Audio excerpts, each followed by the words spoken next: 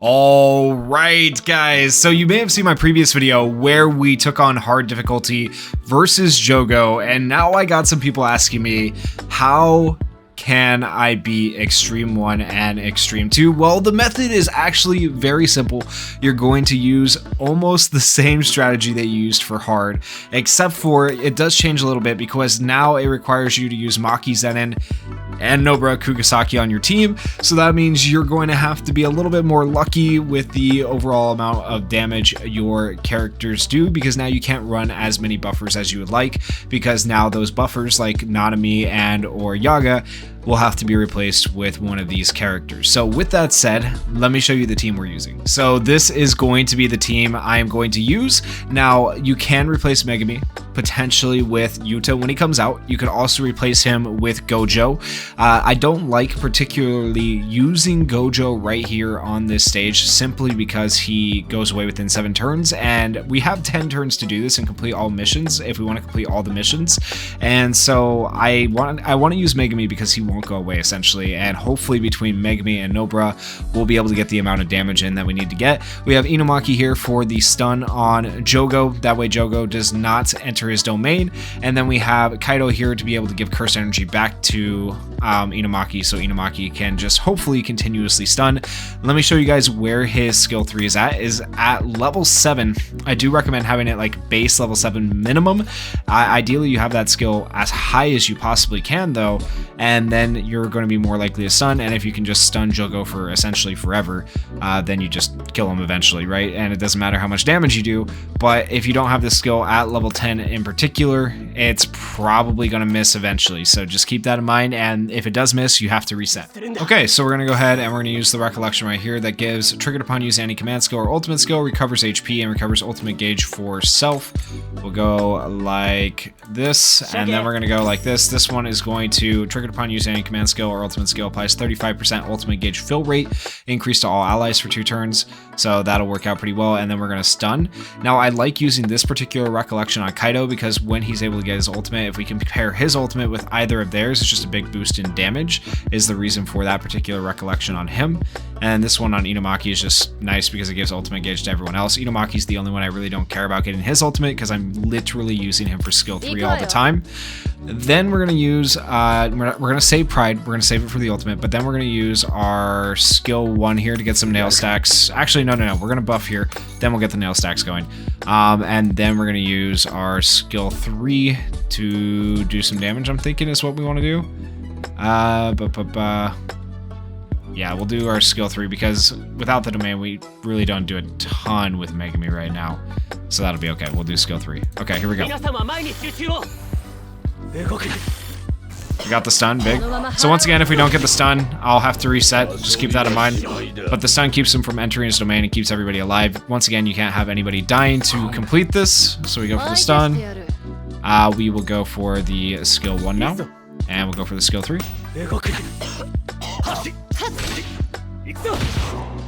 Looks good.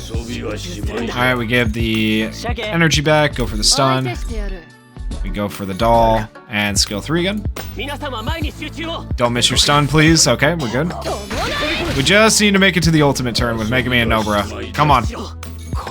Alright, one more turn, we should be there. I wish I could use this skill because this gives ultimate gauge, but if I do that, then I won't be able to stun, so unfortunate. But it is what it is. We'll go ahead and add nail counts again, and skill 3. No, we missed! Okay, we're gonna have to reset. Okay, we will try this again, so just run it back. Same thing you guys just saw. Go for the stun here.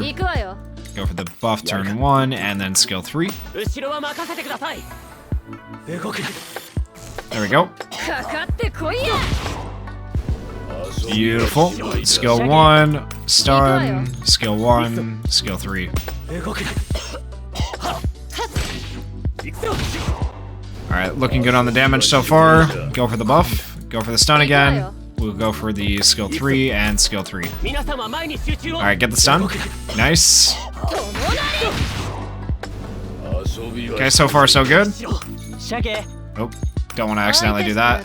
We'll skill 1 right here, and then skill 3 again. We should be getting close to ultimates. Got the stun, beautiful. This time it worked out. Ooh, and he's about to have his ultimate. We don't want to accidentally... We actually want to use their two ultimates together so we can actually pop this turn. We go for the stun. We go for the nail stacks. And then we go for the skill 3 here. Okay, hopefully we stun this time, and then if we do, we're set. Need to make sure we stun, though. Come on, Inumaki. Let's go! Alright, so we go like this. We go for the stun again. We go for the ultimate, and we go for the ultimate here. Okay, that looks good. Missed the stun. Hopefully we break. Maybe I should have put Megami in front of Nobara. That's my bad. Probably should have. I think we'll still be okay, realistically, but I should have put him in front. Because then her damage would have been increased with her ultimate, but oh well. So switch the order there, put Nobara behind Megami and it will work out better for you. Alright, so he's broken. Now we can skill 1 here. We can actually ult here now. We don't want to use this actually while... yeah, we do actually. Let's give her her ult again, see if we can get it before the... Ooh, actually, hold on. Hold on. Maybe we can get her her ult before the domain goes away. That's better than ulting with Inumaki. Yeah, that's what we want to do. Okay, so we're going to do that.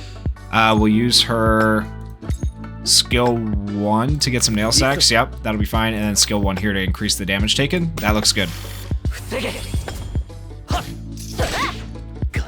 Yo, we might be able to get... we're going to be able to get another ult with Nobara before the domain goes away. So that'll be really good. So we'll go ahead and go like this. And then we will go... Do we want to ult here or do we want to give ult gauge? I think we... Yeah, we give ult gauge just to be safe. We go like this. And then we increase damage. Okay.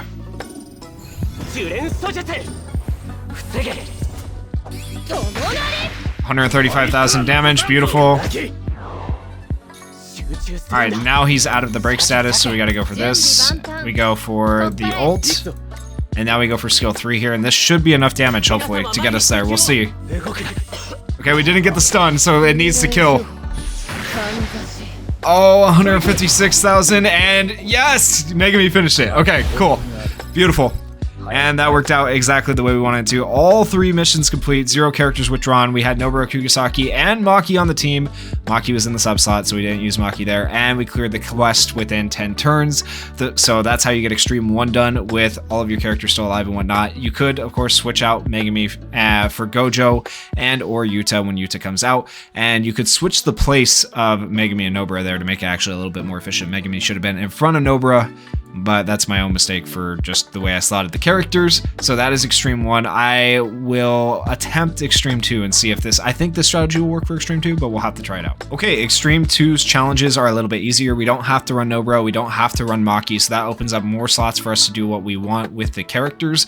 So we just got to beat it with no more than 2 characters withdrawn and 0 characters withdrawn and clear within 10 turns. I'm going to probably go back to trying to run Gojo again, and it's important to clear with all missions because you're able to fully limit break this particular recollection. Also, these medals are very nice as well. With enough of these medals, you are able to get a free SSR character from the shop. It costs 1,500 medals though, so keep that in mind. It takes a long time to grind out.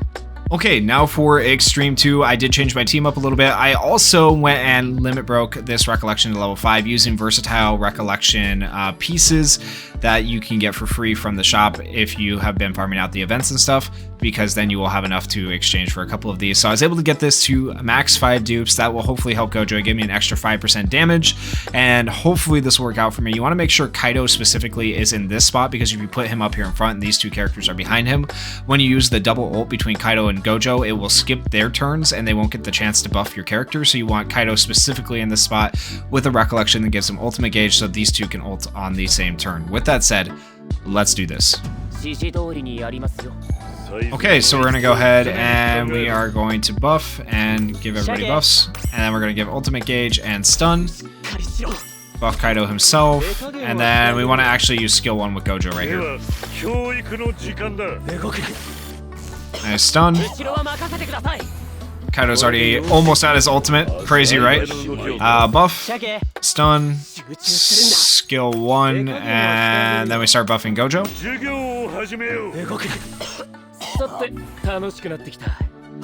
Don't forget the Recollection we have on Yaga right here. This Recollection has a secondary effect On turn 4, it'll increase all allies damage by 25% for 3 turns. So this one's actually a super valuable recollection that's increasing our overall damage. We go like that. We go for the stun. We go for this, and then we buff Gojo one more time, and then I'll show you how many stats increase he has it this next turn. It's insane.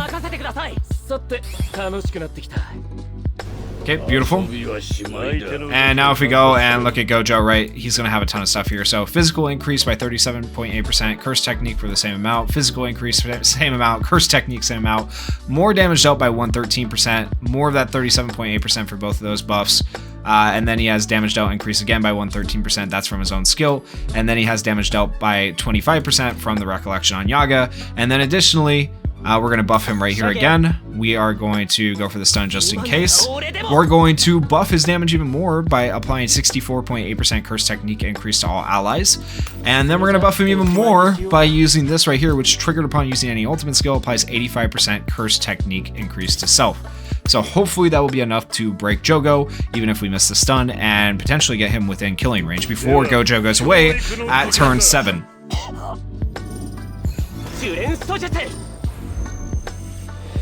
Alright, come on, Gojo. Come on. My boy. Hit some big damage, please. Okay, big. And that's without the combo skill. Now we get the combo in. Extra probably 100,000 damage, I'm guessing. Yeah. So 1,400,000 damage. Pretty big numbers, right? I don't know if we're going to have enough. We have one more turn where Gojo still has all of these buffs, right? So we'll use skill 1 here and see what that can do. So we're going to go ahead and buff again.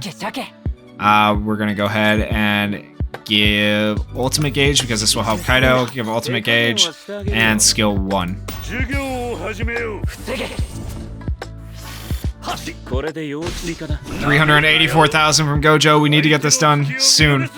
Okay, so we go with the ultimate here. Go with the ultimate here. We skill... Actually, we don't skill 1. We go like this.